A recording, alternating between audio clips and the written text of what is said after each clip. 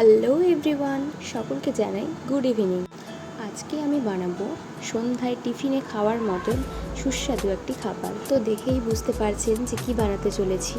তো এটা বানানোর জন্য আমি প্রথমে নিয়ে নিয়েছি কয়েকটা সেদ্ধ করে রাখা আলুগুলো আপনারা চাইলে রাউন্ড শেপেও কাটতে পারেন। এরপরে দেবো সেদ্ধ করে রাখা মটর, আগের থেকে জলে ভিজিয়ে রাখা কাঁচা ছোলা, পেঁয়াজ কুচি, শসা কুচি, কিছুটা পরিমাণ ভাজা ঝুরি,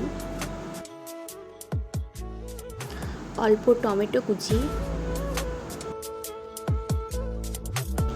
ধনেপাতা কুচি, সামান্য পরিমাণ ভাজা মশলা, একটু তেঁতুল জল।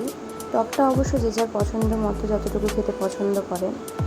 আমি অবশ্য বেশি খাই না, তাই অল্প পরিমাণ দিলাম। এরপর দেব বিট লবণ, সামান্য পরিমাণ চাট মশলা।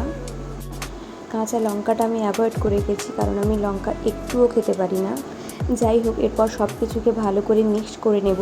মিক্স করে নিলেই রেডি আজকের সন্ধ্যার টিফিন আলু কাবলি। তো দেখতেই পাচ্ছেন, বরমশাই, আমি আর শাশুড়ি মা গল্প করতে করতে টিফিন করতে বসে গেছি। তো ভিডিওটি কেমন লাগলো অবশ্যই কিন্তু কমেন্ট করে জানাবেন। টাটা।